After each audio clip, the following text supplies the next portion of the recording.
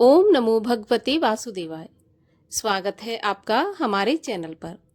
आज के इस वीडियो में आप सुनेंगे वैशाख मास के महात्म का 18वां अध्याय। इससे पहले के सभी अध्यायों को सुनने के लिए आपका बहुत बहुत धन्यवाद। इसके अलावा हमारे चैनल पर आपको सभी प्रकार की व्रत कथाएं भी सुनाई जाएंगी। तो सभी व्रत कथाएं और महात्म सुनने के लिए और हमसे जुड़े रहने के लिए हमारे चैनल को सब्सक्राइब करके बेल आइकन पर प्रेस कर लीजिए और आज की कथा अच्छी लगे तो लाइक करके शेयर भी कर दीजिए।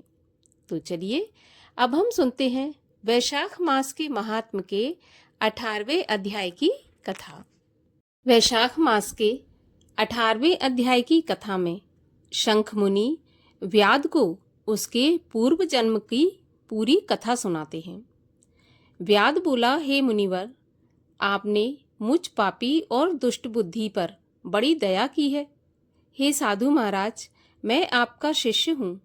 सत्संगत होने के बाद फिर दुख भोगना पड़े, अतः मेरे ऊपर दया करके ऐसा उपदेश कीजिए कि जिससे फिर मेरी बुद्धि नष्ट होकर अनर्थ कार्य करने में प्रवृत्त ना हो। साधु महात्मा समदृष्टा होते हैं। उनकी दृष्टि में ना कोई अधर्मी है, ना कोई उत्तम है, ना अपनाया ना पराया है। जैसे गंगा पापों का नाश करती है, वैसे ही महात्माओं की संगत से प्राणी मात्र के दुख दूर होते हैं। व्याध की ऐसी बात सुनकर शंख मुनि बोले, हे व्याध, यहाँ धूप बहुत सताती है। यहाँ पर ना छाया है ना पानी है। कहीं दूसरी छाया की जगह में चलकर जल पीकर स्वस्थ चित्त होकर तेरे सामने भगवान विष्णु के माधव मास का महात्म, जो कि पापनाशक है, उसका वर्णन करूंगा। मुनि की यह बात सुनकर व्याध यहाँ से थोड़ी दूरी पर जहाँ एक निर्मल सरोवर था वहाँ पर ले गया, जहाँ पर फलों के भार से वृक्ष झुक रहे थे। जल के जीव जैसे बगुला, राजहंस, चकवा, चकवी, हंस, सारस, क्रोंच चारों ओर डोल रहे हैं। मगरमच्छ, कछुआ आदि सरोवर में शोभा दे रहे हैं। कुमुदनी, कोकनद, उत्पल, कलहार, पुंडरीक, शतपत्र आदि अनेक प्रकार के कमल शोभा दे रहे हैं। भौरे गुंजार कर रहे हैं, पक्षी कलरव कर रहे हैं। किनारे पर बांस के वृक्ष तथा बड़, कंजा, कदम्ब, इमली, नीम, पाकर, प्रियाल, चंपा, बबूल, पुन्नाग, तुम्बर, कैथ, आंवला, जामुन तथा सुगंधित वृक्ष आदि चारों ओर सुशोभित हो रहे हैं। वन के हाथी, हिरन, शूकर, भैंसा, सुस्से, सेही, रोज, गैंडा, कस्तूरी मृग, व्याघ्र, सिंह, भेड़िया, रीछ, गाय, गधा, खच्चर आदि पशु विचर रहे हैं। बंदर, लंगूर आदि छलांग मार रहे हैं। प्रचंड पवन के वेग से वृक्ष झुक रहे हैं। ऐसे दिव्य सरोवर को देखकर पहले तो मुनि ने स्नान किया और वस्त्र धारण कर मध्याह्न कर्म, पूजन आदि से निश्चिंत हो कैथ के मीठे फल खाए। फिर शंख मुनि सुखपूर्वक बैठकर व्याध से पूछने लगे कि तुम कौन से धर्म को सुनने की इच्छा करते हो। धर्म तो बहुत हैं और उनके करने की विधि भी अलग अलग है।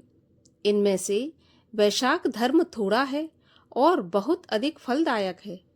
तेरे मन में जो पूछने की इच्छा हो वो पूछ।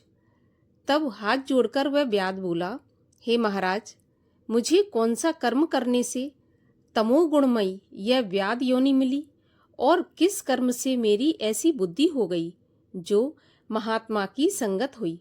हे प्रभु, यदि आपकी मेरे ऊपर कृपा है तो यह सारा वृत्तांत मुझसे कहिए। यह सुनकर शंख मुनि हंसकर कहने लगे, हे व्याध, तू शाकल नगर में पहले वेद पाठी ब्राह्मण था।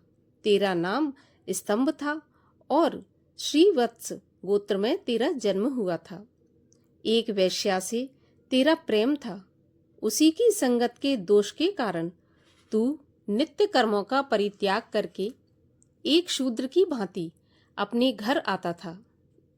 इस प्रकार तुझ आचारहीन दुष्ट ने अपनी धर्म क्रिया त्याग दी, किंतु तेरी पत्नी ब्राह्मणी बड़ी ही रूपवती थी। वह वेश्या सहित तुझ नीच की भी सेवा किया करती थी।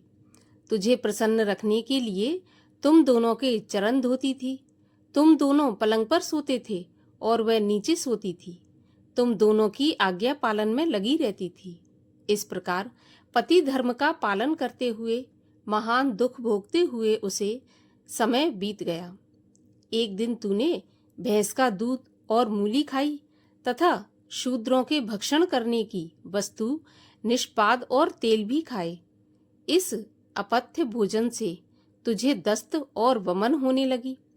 दारुण भगंदर रोग हो गया, जिससे घोर वेदना होने लगी। जब तक घर में धन रहा तब तक वह वेश्या भी तेरे पास रही। फिर तुझे रोगग्रस्त देखकर तेरा सारा धन लेकर वह घर छोड़कर अन्य किसी के पास चली गई। तब तुझे उससे घोर घृणा उत्पन्न हुई। रोग से अत्यंत दुखी होकर दीन वाणी से तू ब्राह्मणी से कहने लगा कि मैं बड़ा निष्ठुर और वैश्यागामी हूँ, तू मेरी रक्षा कर। हे सुंदरी, मुझ पापी ने तेरा कुछ भी उपकार नहीं किया है। जो ग्रहित प्राणी अपनी ऐसी विनम्र भार्या का मान नहीं करते, वे 15 जन्म तक नपुंसक होते हैं। हे महाभागे, रात दिन साधु महात्माओं से निंदित हो तेरी अवज्ञा करने से मैं पाप योनि में पड़ूंगा। मैं तेरे विनीत भाव पर भी क्रोध के मारे जलता रहता था। तेरे ऐसे दीन वचन कहने पर भी वह हाथ जोड़कर बोली, हे कांत, तुम मेरे प्रति दीनता तथा लज्जा मत करो। मैंने आपके ऊपर कभी क्रोध नहीं किया। आप चित्त में वृथा जलते हो। मुझ पापी ने पूर्व जन्म में जो पाप किए हैं उनके भोगने में मुझे कोई भी दुख नहीं है। ऐसा कहकर वह सुमुखी तेरी सेवा करने लगी। जो ऐसे दुखों को सहन करे वही साध्वी स्त्री है। जो अपने पिता और भाइयों से धन लाकर क्षीरसाई विष्णु भगवान और तेरी सेवा में खर्च करती रही, दिन रात तेरे मलमूत्र धोकर तुझे शुद्ध रखती और तेरे जो कीड़े पड़ गए थे उन्हें धीरे धीरे निकालती रहती थी। रात दिन अपनी नींद त्याग कर तेरे दुख से दुखी हो कहती थी, हे देवताओं, हे पितृश्वरों, तुम मेरे पति की रक्षा कर रोगहीन और पाप रहित कर दो। रक्त, मांस और भैंस के दूध से सुंदर अन्न अपने पति की आरोग्यता के निमित्त चंडिका के अर्पण करूंगी। श्री गणेश जी के लिए मोदक और 10 शनिवार पर्यंत उपवास करूंगी। मिष्ठान और घी का भोजन तथा उबटना आदि नहीं करूंगी। इस प्रकार प्रार्थना करती थी कि मेरे पति निरोग होकर 100 साल तक जीवित रहें। इस प्रकार वह देवी प्रतिदिन किया करती थी। तब एक दिन देवल नाम के मुनि वैशाख में गर्मी के मारे संध्या समय तेरे घर पर आए। तब तेरी स्त्री ने रोगनाशक वैद्य समझकर उनके चरण धोकर जल सिर पर छिड़क लिया और गर्मी से व्याकुल महात्मा को तेरी आज्ञा लेकर शरबत पिलाया, जिससे उनको शांति मिली।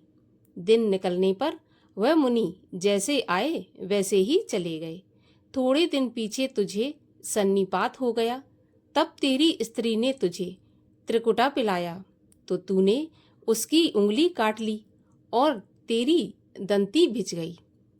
उसकी कोमल उंगली का टुकड़ा तेरे मुख में रह गया और तेरी मृत्यु हो गई।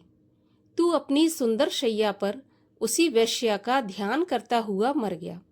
तेरी रूपवती स्त्री तुझे मरा हुआ जानकर अपना कंकण बेचकर बहुत सा ईंधन लाई, बड़ी सी चिता बनाई और बीच में तुझे रखकर तेरे सभी अंगों से अपने अंग मिलाकर व आत्मा को सन्निवेशित कर तेरे रोग पीड़ित शरीर का अग्नि संस्कार करती हुई अपने को भी अग्नि में जला दिया।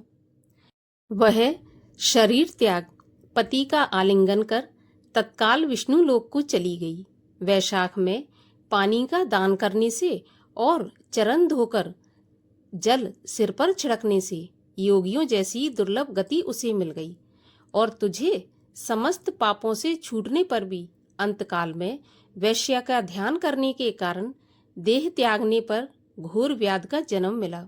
तुझे सदा हिंसा प्यारी है और तेरे चित्त में सदा उद्योग रहता है। तूने वैशाख में शरबत पान कराने की जो आज्ञा दी, उसी से तेरी ऐसी सद्बुद्धि हुई और मुनि के चरण धोने के जल को मस्तक पर छिड़कने से तुझे सत्संगत प्राप्त हुई, जिससे तूने संपूर्ण सुखों के हेतु धर्म पूछे, सो तेरे पूर्व जन्म के किए हुए सब कर्म कहे। मैंने तेरे द्वारा किए गए पाप और पुण्य अपनी दिव्य दृष्टि से देखे हैं, जो सब तुझे बतला दिए। अब और जो कुछ तुझे गुप्त बात पूछनी है सो पूछ, तेरा चित्त शुद्ध हो जाएगा। हे महामते, तेरा कल्याण हो। इसी के साथ 18वें अध्याय की कथा का यहीं पर समापन होता है। 19वें अध्याय की कथा सुनने के लिए चैनल को सब्सक्राइब अवश्य कर लीजिए और आज की कथा अच्छी लगी हो तो लाइक करके शेयर भी कर दीजिए।